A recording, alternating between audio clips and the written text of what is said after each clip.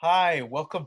I'm Ricky J. Martinez, Artistic Director of Silver Tongued Stages, and you are joining us for the fifth installation of 6 Feet Apart series. If this is your first time joining us, welcome. I'm so glad you made it. And don't fret, if you haven't caught any of our other shows, well, you could go to our website, silvertongued.org, or just subscribe to our YouTube channel, Silver Tongued Stages, and catch us every Sunday at 3 p.m., where we have a web premiere of a new work from artists all over the world. Tonight's show is called A Tree Grows in Longmont, and it's by a friend of mine, Philip Middleton Williams. Grab some tissues, grab a drink, and get ready for a beautiful, beautiful show. Oh, and by the way, if you love it, if you're moved, please make a donation. Every donation that you make is split evenly with all the artists that are involved. So keep us employed. Thank you. A Tree Grows in Longmont, a play by Philip Middleton Williams, set in a park in Longmont, Colorado, mid-July to present day. The lights come up on an empty stage. There's a sapling center stage. It is supported by wires to keep it upright since it has just been planted, and there is a mound of dirt piled around the base, covering the roots. There are leaves on the young branches. There's a small placard on a stake in front of a sapling. Hi, I'm Alan. Thanks for coming. Philip will be out in a few. Just so you know, I'm dead and this is all a memory on both of our parts, so it's going to take a little imagination on your part to make it happen for things like props and other stuff, okay? For instance, we're in a park in Longmont, Colorado, and this is a tree that was planted in my honor. Got that? Good. Hope you enjoy the show. Okay, let's go. Lights change to make the stage a bright summer afternoon. Alan surveys the space, then looks at the sapling. He walks around it, then goes and reads the placard. In loving memory of... What the hell? A year later, and that's all I get. A lousy tree? Dogs will pee on it. Bugs will eat the leaves. In the winter, the snow will pile up around it, and no one will remember to take care of it. And even if it makes it through the winter and keeps growing, at some point it's gonna die. They all do. What did you expect? A statue? A stone monument? They didn't put you in the cemetery with your mom and dad, so this is something. Something. Huh. Well, I'm glad you can make it. Even now, a year later. I tried to get there before you were gone. I spent an hour on the phone with the airline trying to get a flight to Denver, but by the time we got it all worked out, it would have been too late. Yeah. Well, I didn't want you to see me anyway. I looked like hell. I couldn't talk, and with all those tubes. This is how I wanted you to remember me. You look good. Well, I should. This is how you remember me, isn't it? Yeah, pretty much. And that's how I remember you. Except you were younger and more muscular. Yeah, this is both our memories, so I'll give you that. But this is what I was wearing when we first met. That's right.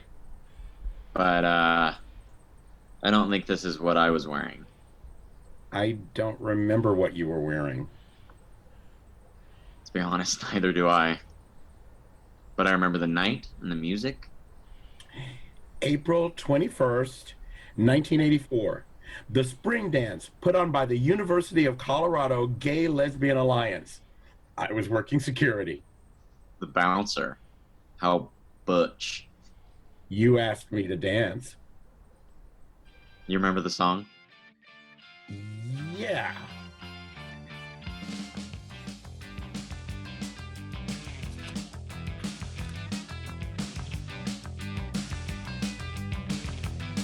Hi! Hi. Wanna dance? Sure.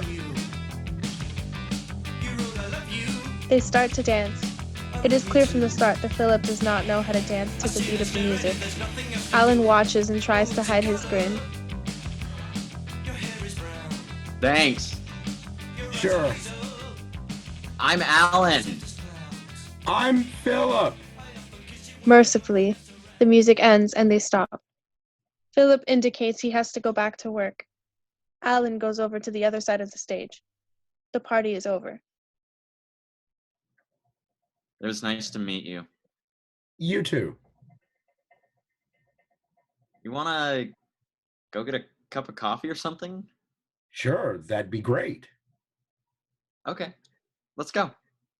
The Perkins on 28th Street? Meet you there. Hold it. What? That's not how it happened. Sure it is. No, just because you're writing the play doesn't mean you get to rewrite what actually happened. It's called dramatic license. Okay, come on, you goof. Tell it like it really happened. What? You mean like the part where we went out to the parking lot with your straight friend Jim, who thought I was your boyfriend? Ugh. Ick. And I followed you in my Jeep Wagoneer, and you thought you were following me. And it wasn't until we got to the stoplight that you figured it out. And then you hollered out of the window, "Perkins on 28th." And I followed you there. And you spent the whole time talking to Jim. That was only because you were too nervous to talk to me. And you were too nervous to talk to me too. It was 3 o'clock in the morning. Easter Sunday morning. And I got your phone number and I wrote it down on a slip of paper that I still have. And you went to Longmont. And you called me the next afternoon.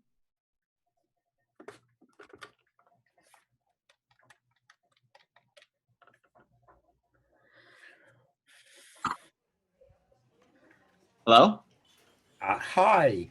Is this Alan? Yeah, hi. Hi. This is Philip from last night, or actually this morning. Hi. Yeah. Hi. How are you? Good. Sounds like you've got company. Am I calling at a bad time? No, it's okay. It's just family dinner, Easter dinner. Oh, I'm sorry. I can call back later. No, it's okay. I'm glad you called. Okay. Listen. You want to get together later? Maybe come over? Sure. I'd like that.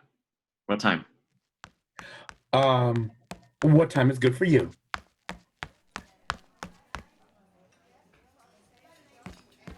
Anytime. Say around 7? Okay. Great. See you at 7. Okay. Okay. Oh, wait. What? What's the address? Oh, yeah. 4484 Hamilton Court. That's in Boulder. Martin Acres off baseline. I'll find it. Okay. Goodbye.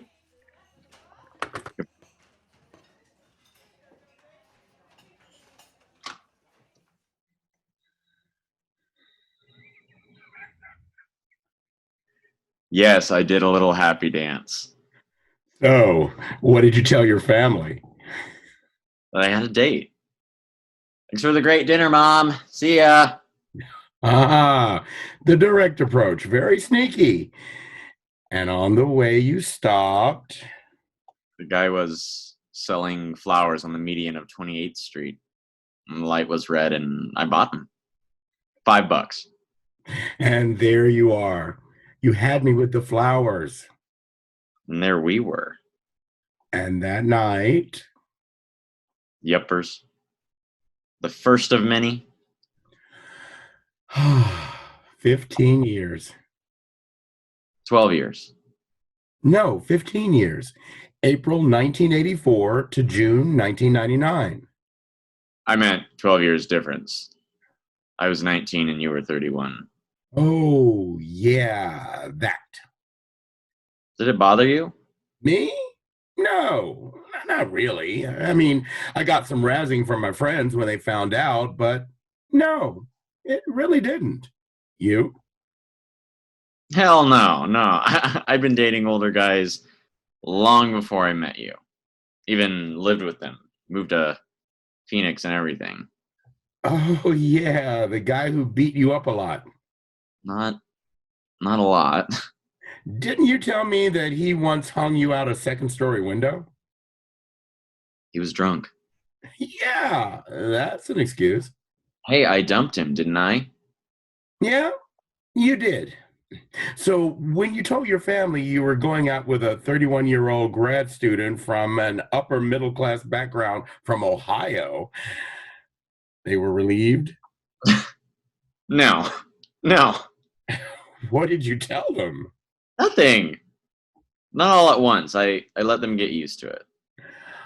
Like we had to get used to each other. Gotta admit, it took some time, right? I mean, you smoked. You'll be happy to know I've given that up. Oh, yeah? Kind of redundant. I'd say so. And the drinking. Well, we both quit that. But it took me a while to notice that it was a problem. Are you going to be okay going back over all these bad things? Because if you are, I have other places I'd rather be, okay? No, I'm remembering the good times, our room together in David's house in Boulder. Oh, your birthday when I got you the unicorn music box that played Let Me Call You Sweetheart. I'm so in love with you. I love you too, but you sing like I dance. Fair enough. But it's a memory. Our first apartment. The trips to Michigan, Snowmass, Oh, Jamaica with Chris and Jean. Tobago with my brother and his wife. France and Italy. Our first house, the one on Boss Street with the big yard in the garage. Where I broke my ankle. And our 5th anniversary present. Oh my God, he's adorable. It's a he, right? Yeah. Oh, where did you get him? My sister picked him up on one of their trips through Oklahoma and they can't keep him, so she said we could have him. He's, well, what's his name? They've been calling him Poochie. What kind of name is that? Oh, has he had all his shots and everything? How old is he? They think he's 9 weeks old. He needs to go to the vet and get his shots and get wormed. And you know my sister, she named her cat Dumbass.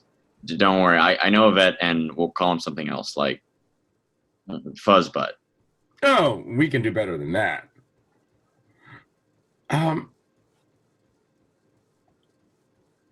How about Sam? What's that from? Oh, let me guess. The Lord of the Rings. Yeah, how'd you know? Faithful companion to what's his name? What? Frodo. 'Cause you're Gandalf, the wizard. You did read it. That's the first half of the book. And I skipped the movies. Rocky Horror, it wasn't. Sure, Sam's fine. Sammy dog. Spud doggy. Baby doggies. He was with us from then on to Michigan and New Mexico. And you let me keep him after. You took him to Miami. And then... Were you there? There? When they had to put him to sleep? No, I. mm, You don't do death well. Is he there? Z where? With you, where you are. Right now, I'm in your head. So if Sam's in there, he's with me, along with all the other stuff, all the memories. All the adventures. Montserrat and the black sand beaches, snorkeling with the barracudas, wandering through Paris and Italy, family reunions.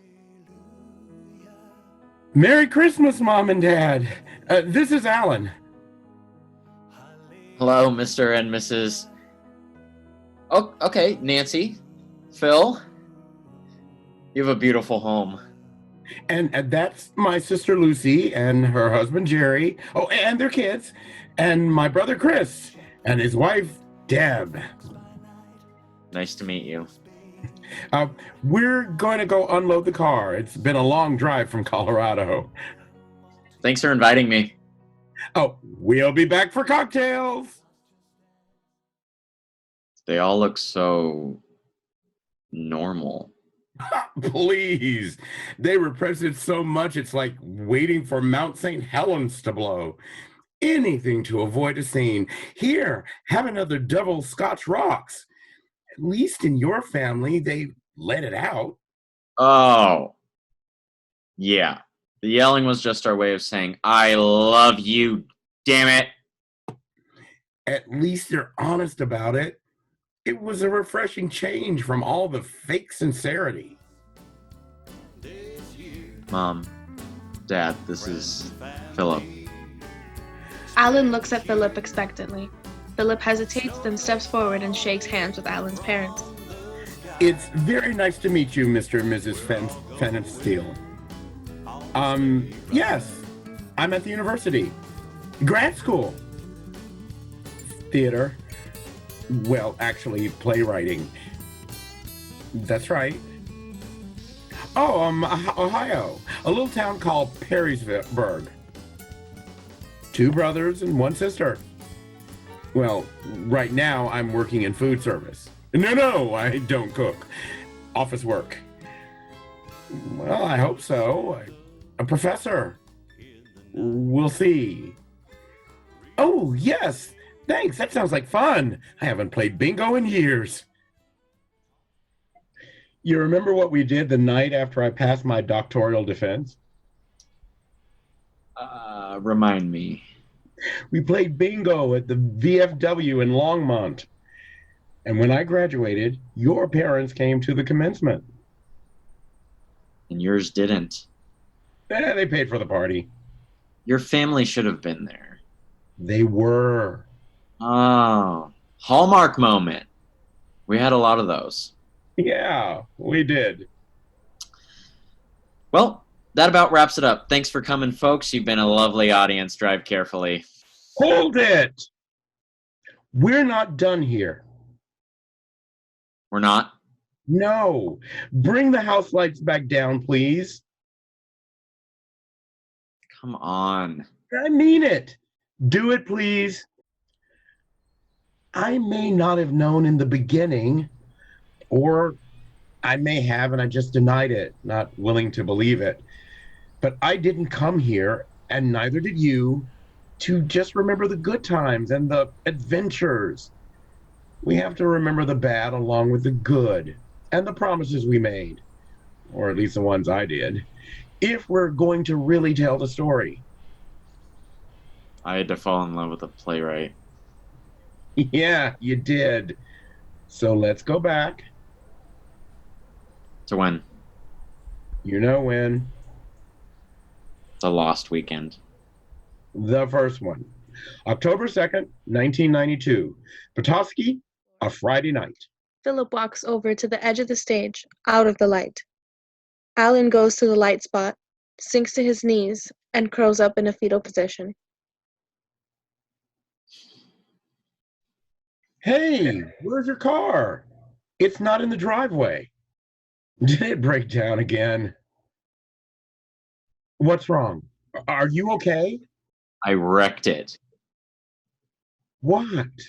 Where is it? Is it totaled? Are you all right? It's being towed in. What happened? I blew the engine. Ow. I was trying to kill myself.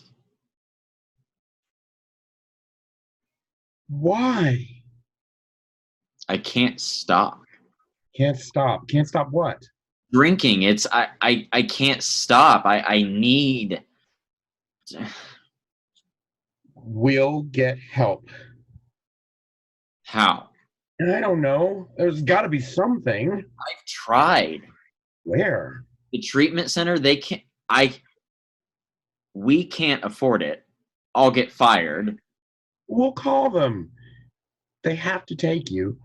I'll talk to your boss. We'll work something out.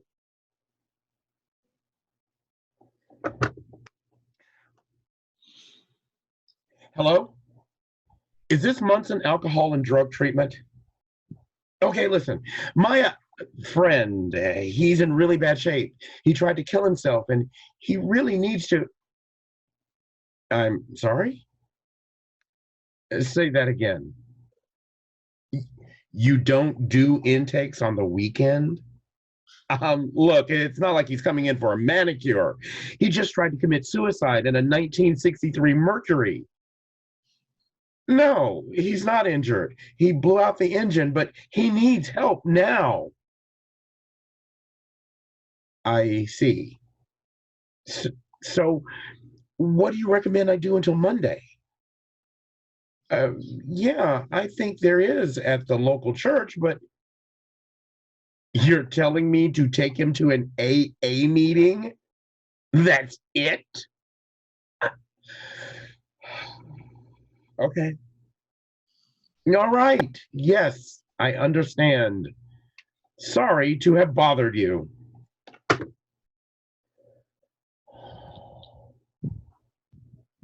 did they say? They don't do intakes on weekends. We have to wait until Monday. But if the local theater company is going to do a production of One Flew Over the Cuckoo's Nest, I have the perfect candidate for Nurse Ratchet. So we wait.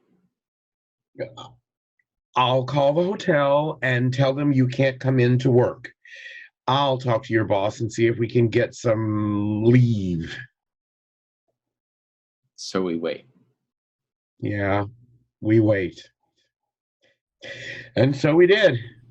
I got you up to bed, and you spent Saturday up there while I spent the day downstairs watching TV. And the next day, we traded places.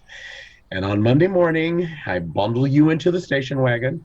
I took you to Munson, checked you in, drove home, and spent the rest of the day searching the house from top to bottom for any remaining booze.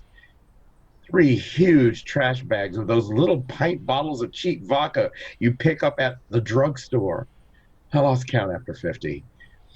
That night, I went to my first Al-Anon meeting, and when I listened to the other people bare their souls, I realized that alcoholism is contagious. Not only was I your enabler and codependent and all the other words that make up this wonderful world of addiction, but in my own way, I was just as much an alcoholic as you were. I just didn't drink as much. God grant me the serenity. God grant me the serenity.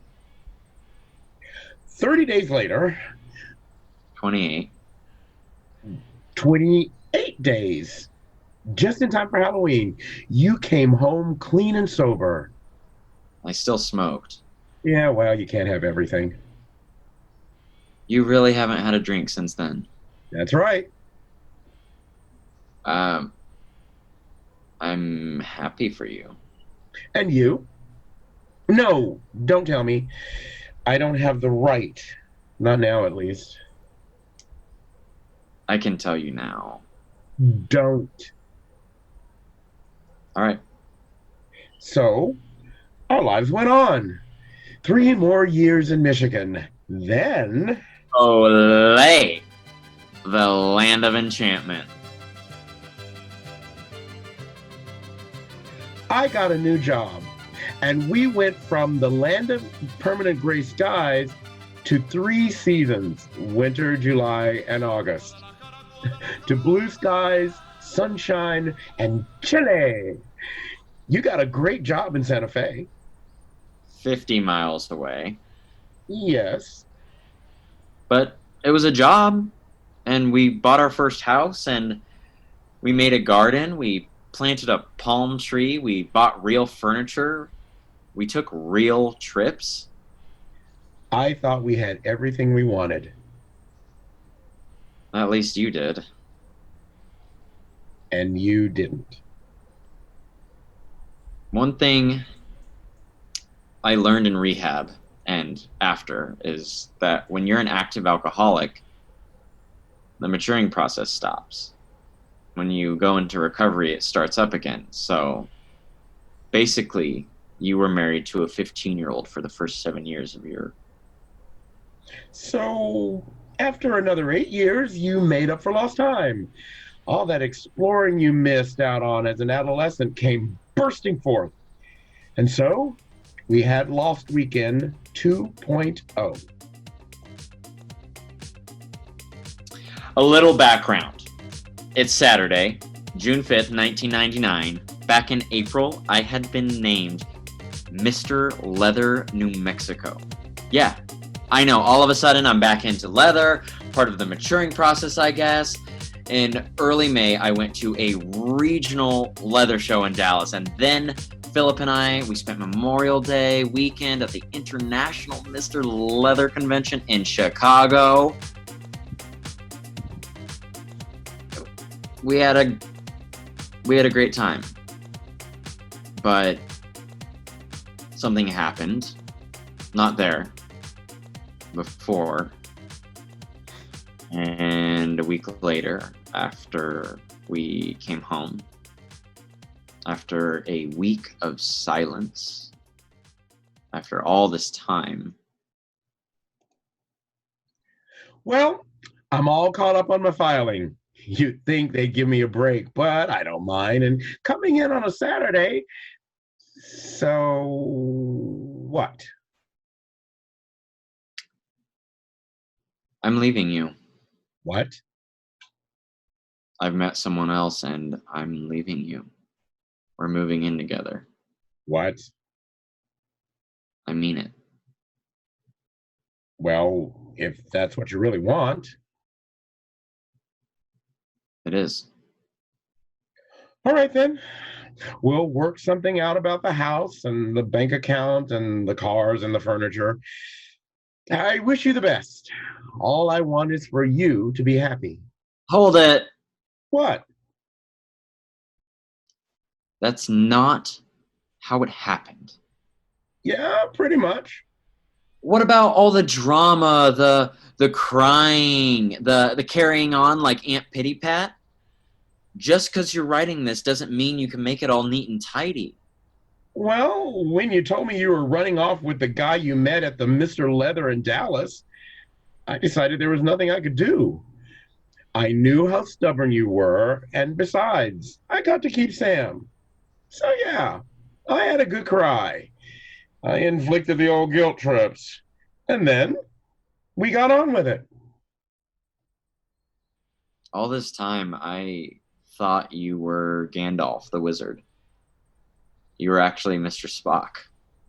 A logical conclusion. I thought you figured that out when we went to the Star Trek ride in Las Vegas. Besides, I knew if I waited long enough, That I'd come back. well, yeah, maybe not the same way, not as the way we were before. You did not. Well, to quote myself, hope is my greatest weakness. What's that from? Oh, the novel I started writing in 1995. Oh, yeah. How'd it turn out? I'll let you know. You're shitting me. You still haven't finished it? Some stories just keep going on. But you did come back almost exactly a year later.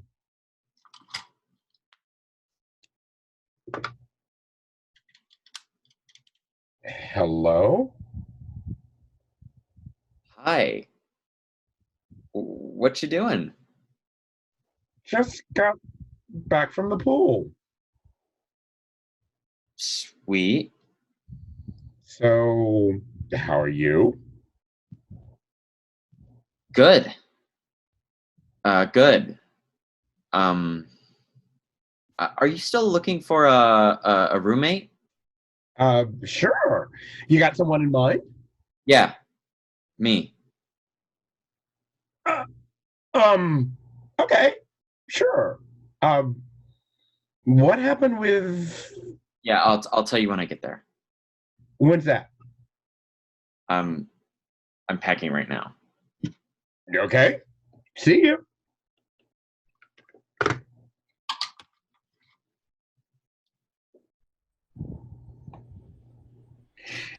Hey, you got to do yours. Fair enough, I guess. So you moved back into our house, into the guest room, the one that had the old train set and all your craft stuff, the guest bed. It wasn't like before, though. No, it wasn't. For one thing, you brought your new boyfriend, the one you met a week after you moved back in. And,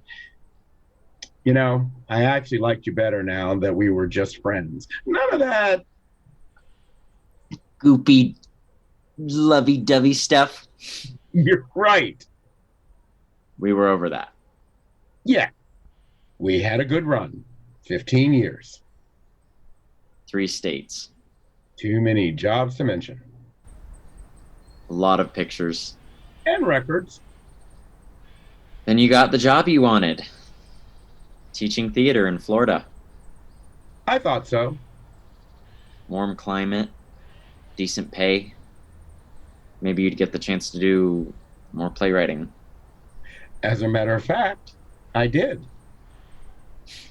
So, did I show up in any of them? All of them. Really? Sweet. Can I see one? Okay, sure. Let's do it. You mean Yeah, sure. You and me. right here? Why not? You didn't get to see it when it was first done, so Okay. What's it called? last exit. Ooh, sounds scary. It's not. Okay then. It'll be fun. I'll play Malcolm and you play Arnold. Where's the script? No, don't worry. You'll know your lines. Last Exit, a play by Philip Middleton Williams. Character, Malcolm, mid 40s. Arnold, 10 years younger. Scene, an almost empty living room of a home in New Mexico. There are some boxes on the floor, some sealed, some open. Time is present day, a late afternoon in July. At Rise, Malcolm is standing in the middle of the living room. He is in his mid 40s, dressed in jeans and a t shirt. He's a little dirty and sweaty from packing. He has just finished a cell phone call and is putting the phone in his pocket when Arnold enters. He is 10 years younger than Malcolm. He enters quickly and is a little out of breath.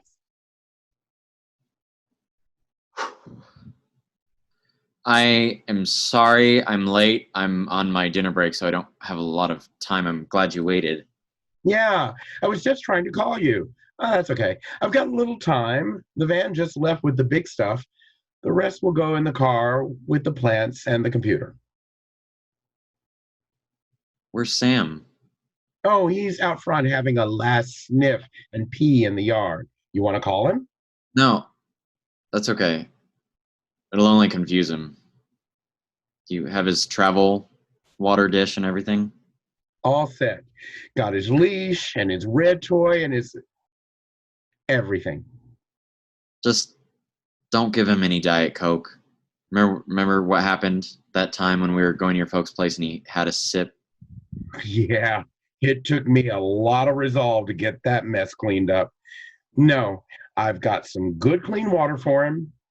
He'll be all right. I'll move my stuff back in tomorrow. That shouldn't take too long. Mike's gone. Yep. Back to St. Louis or wherever he came from. Glad that's over.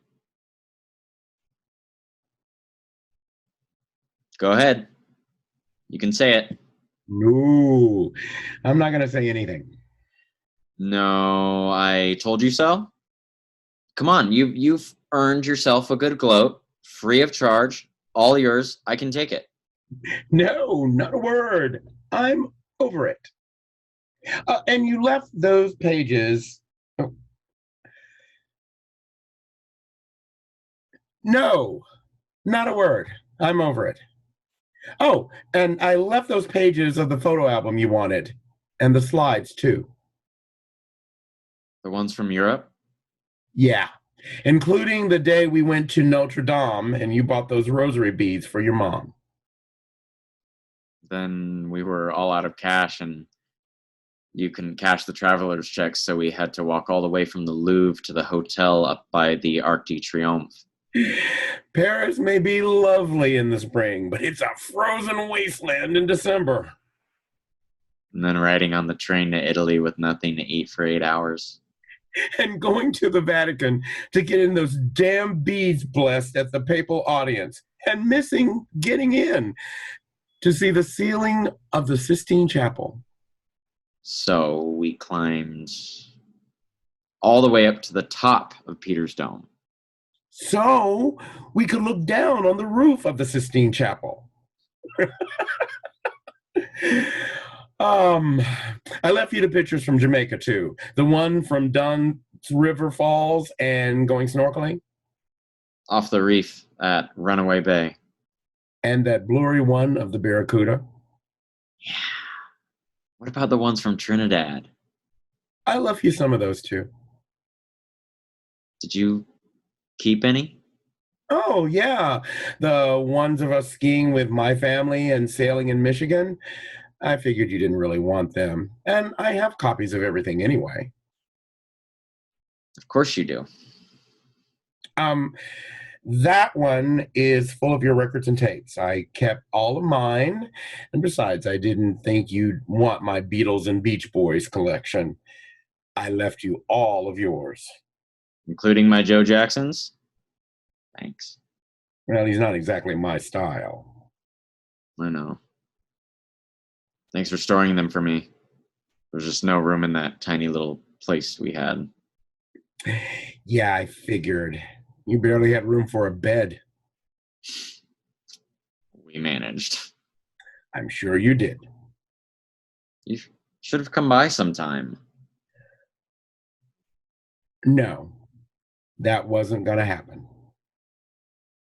Yeah, I guess not. Well... Wait. What? Arnold goes to the record box and pulls out a cassette tape. I want you to have this. What is it? Read it. Turning Japanese by the Vapors. You remember that? Should I? It was the first song we ever danced to. Turning Japanese, I think I'm turning Japanese, I really think so. Yeah. Oh, right. You remember the University of Colorado gay lesbian spring fling at the El Dorado Ranch? I saw you across the room, all big and muscly in your polo shirt, and I said, wow, who is that? So I worked up the nerve to ask you to dance. This was the song that they were playing. I remember all that. Dancing with you. I just don't remember the song. Sorry.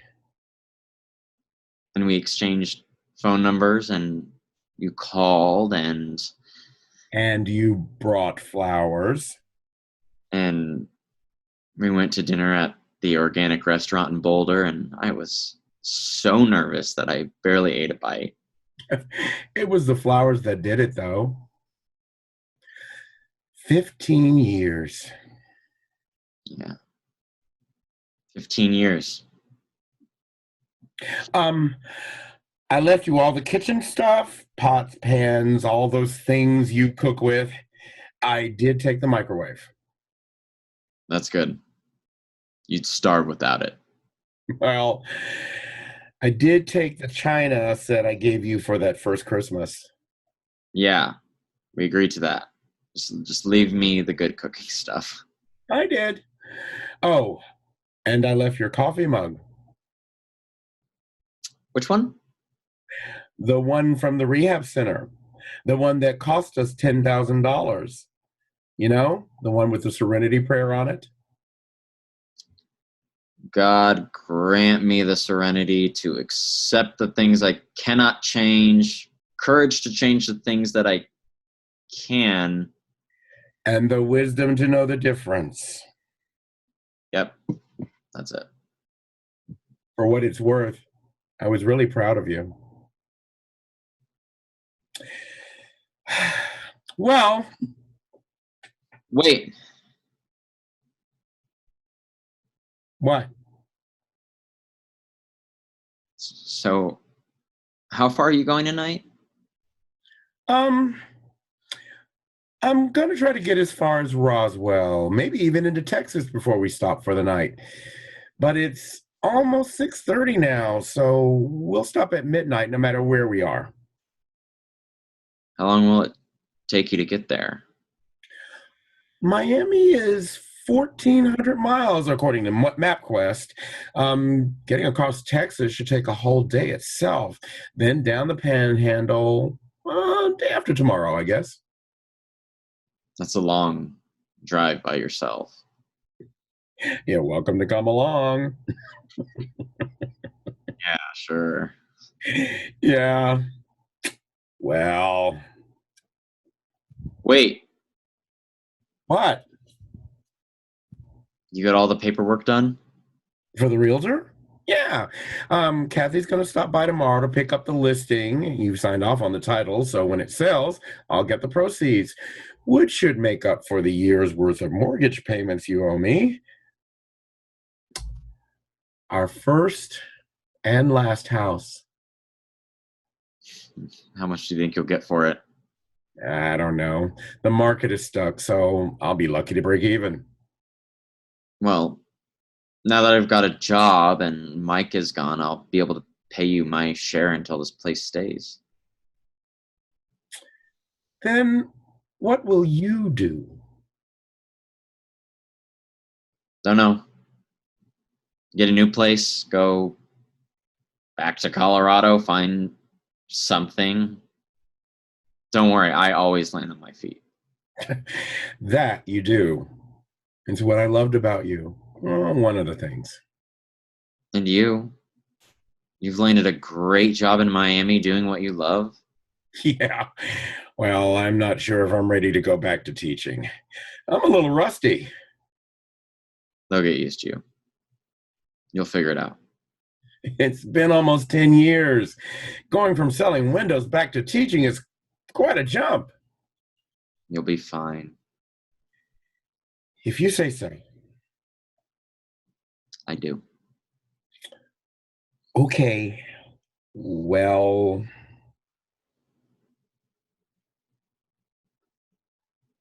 Drive carefully. Call me when you get there. I will. Wait, What? just why didn't you stop me? What? Stop me Stop you from what? from leaving, from moving in with Mike. Would it have made any difference? Maybe. Maybe. That's not a lot to go on, Arnold. Besides, you'd already slept with him. He'd already gotten the apartment. And you had pretty much made up your mind that we were done. What did you want me to do? You could have said something. I did. Oh, Jesus. We are not going to do a Lifetime movie for television here. Look, I asked you what happened. What I had done after all those years to make you suddenly decide to bail out on me and take up with that. I don't even know what to call him. Jerk. Asshole. Prick. Look, I know. I was an idiot. I get that. I really know how to pick him, including a guy who owes $70,000 on back child support, spends all of his off time cruising gay chat rooms, and when he's not doing that, he's on the phone to the ex-gay men's ministries because he's not really sure he's gay in the first place. You didn't know that going in? I knew he was questioning, but... You were bored here with me. Despite the fact that I did everything I could to try to make it work for us.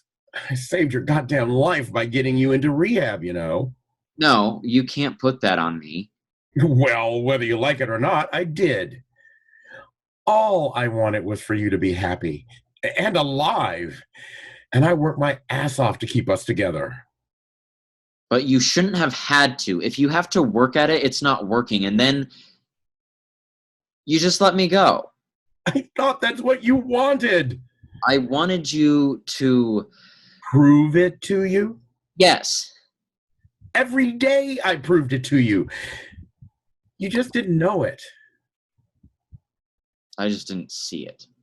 Well, that's our loss. Look, I'm going to get going. If I don't start driving, I'll be out of gas in the middle of the night at the last exit in New Mexico, and I don't want to leave here in the middle of... I have to get back to work. Working the night shift at a call center is what I always dreamed of doing anyway. What? You know, you could always come with me. The apartment I've rented is small, but it has 2 bedrooms. And I'm sure you could find some kind of job in Miami doing something. You've always landed on your feet. Well... forget it. Crazy idea. We can't just leave the house empty. The realtor would go nuts if there wasn't someone here to... Yeah. Crazy idea. Go. Yeah, sure. Crazy idea. So... Yeah. So... They embrace, this time tightly. Okay. So, see ya.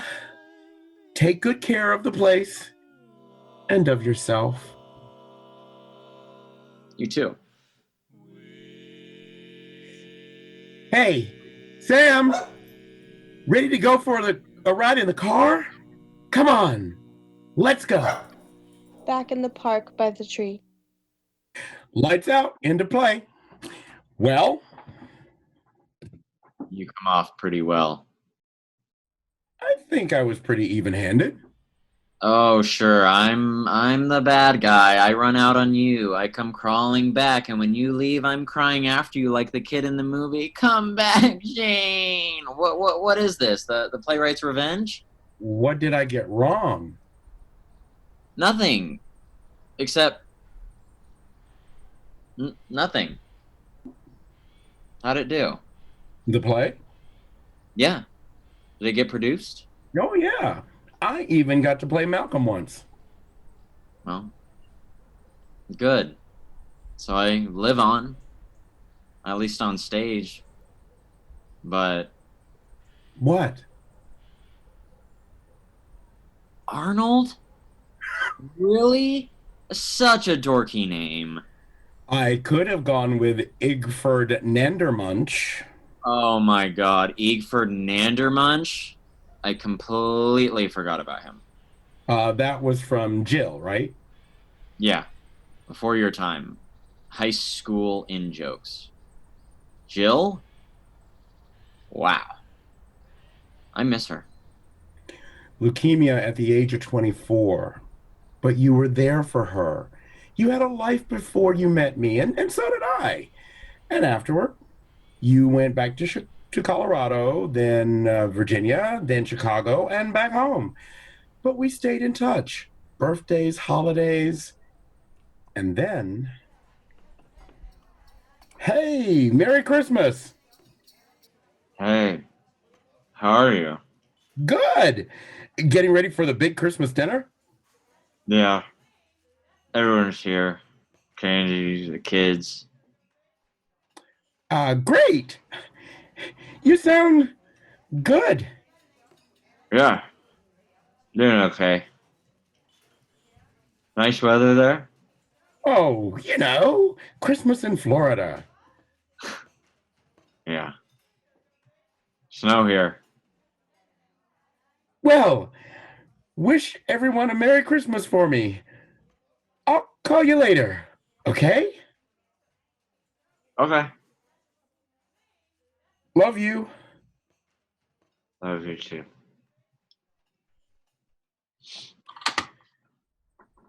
I called your sister later. I was worried about how you sounded. I asked if you were drinking or something. Turns out you had had some kind of incident in your carotid artery, and They didn't know what it was either. But by May, I couldn't swallow. They had to put a feeding tube. And I couldn't talk, so all you could do was text. By June, it was pretty clear that I was on the way out.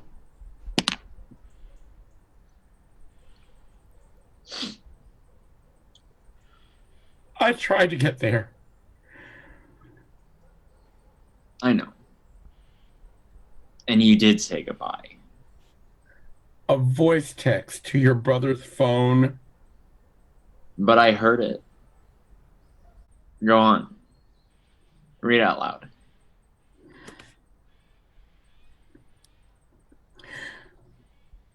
I love you. You made my life complete, and I will always call you sweetheart. I hold you forever in my heart. Go gently, in peace, and know that you will always be with us. I love you too. Hey. None of that. The last thing I told everyone was to never stop laughing. Oh, and one other thing. What's that? You got a lot to do. Got plays to write. Hey, write another one about me. About us. We had too many adventures not to share them with the world. And it's not like I'm really gone, is it? I mean, I'm on your desk in that little urn next to Sam, next to my picture, right? Right. So let me go. I'll still be there, but you need to move on. Finish your novel, meet someone new.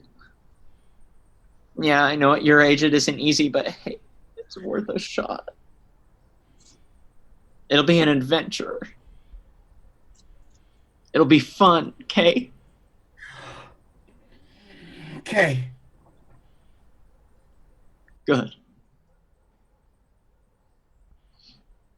And hey, this little tree isn't so bad after all. Well, Alan, you finally did it. You're off on the biggest adventure of all. So big, it's taken me a year to put my thoughts together and say them out loud. But life with you has always been an adventure. From the moment we met that spring evening at the dance in El Dorado Springs outside Boulder, and our first date the next night. You had me with the flowers you brought from the street vendor on the way to my house. And for the next 15 years, sometimes it was scary, and harsh. But no matter what, we were together, and so many times, whether it was snorkeling on the reef with the Barracuda or skiing the double black diamond runs at Snowmass or sailing the waves of Lake Michigan or wandering the streets of Paris in December in jeans that didn't fit because your luggage was lost on a missed flight, or climbing the steps of Notre Dame to pet gargoyles, or standing in the Vatican to see the Pope bless your mom's rosary, or climbing to the top of St. Peter to see the roof of the Sistine Chapel, or the Tower of Pisa, or driving through the night from Colorado to Michigan to surprise my dad for his birthday. Oh, or riding in the bunk of a semi to go to Kansas for your family reunion and being swept up in your family's loving arms, and you in mine. Or renting the house in Longmont, or the house in Petoskey, or owning our own home in Albuquerque and planting a garden in each one of them, and showing up at the gym with Sam cupped in your hands, making him our companion for the rest of his life. Oh, or buying me that 1959 Buick for $150, or wandering through the painted desert and the canyons of New Mexico, or going to Montserrat in Jamaica, or Tobago and wandering the beaches, or the many, many other things we did, including the weekend in October of 1992, when we began our journey together to sobriety. For every one of those times, you always said, "Come on, it'll be fun."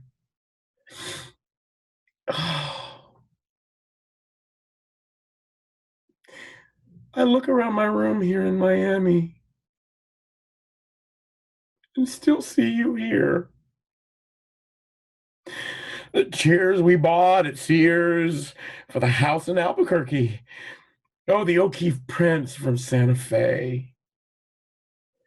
The Gandalf candle in the bookcase. The fish mobile of palm fronds from Jamaica that hangs in the sink in the kitchen. The shirts in the closet that still fit both of us. The Pontiac in the garage that once held both our names on the title. Our rings and the little card box that holds the slip of paper with your phone number on it. The dedication in my book to the man who showed that wisdom is not measured by degrees. The character who shows up in my writing again and again. The hundreds of pictures, mementos, and kitchen utensils. Traces, as the old song goes, of love. We were never married in the cold and unfeeling eyes of the state or in the thrall of a church. But even if it was unwritten or unvowed, we were married in every other way. And despite the mere fact that we separated for reasons I never truly grasped, we never let go of each other. You were always going to be a part of me. And when we talked on the phone, each call ended with, "I love you, and I love you too." And while we went our separate ways and found new lives in different places and with new friends, our time together was and will always be the best time of my life. I don't believe in the superstitions of heaven and hell or life eternal. Those are things the mind have concocted because it is incapable of comprehending its own mortality. But I do believe in the spirituality of everlasting life, because as long as I and your family and your friends And the people who knew you remember you. You're not really gone. You're just in the next room. Even if it's just that little pewter urn next to your high school picture. Your number's still in my phone. Your letters are still in my drawer. I can still hear you laughing. So, when you set off on your last adventure, on that quiet night in the house you grew up in, I knew in my heart I was losing a part of me in one way, but keeping you with me forever. You know, grief does not care about time or distance.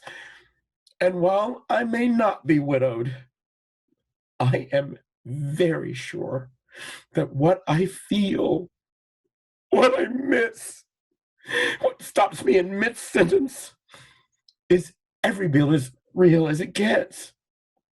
And to quote you, oh, it sucks. But it also shows me how much I truly loved you. I know you went in peace and on your own terms. And I know you were ready to go. Because, as Tinkerbell says to Peter Pan, to die is an awfully big adventure.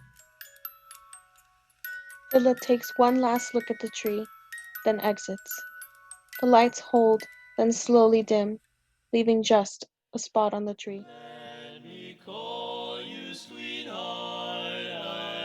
Thank you so much, everyone. Thank you. Thank you. Thank you for joining us. Have a beautiful, safe day. Thank you, everybody. Thank you, Ricky. Thank you, Tanner. Thank you, Kent. And thank you, Samantha. Thank you, Philip, for your beautiful words.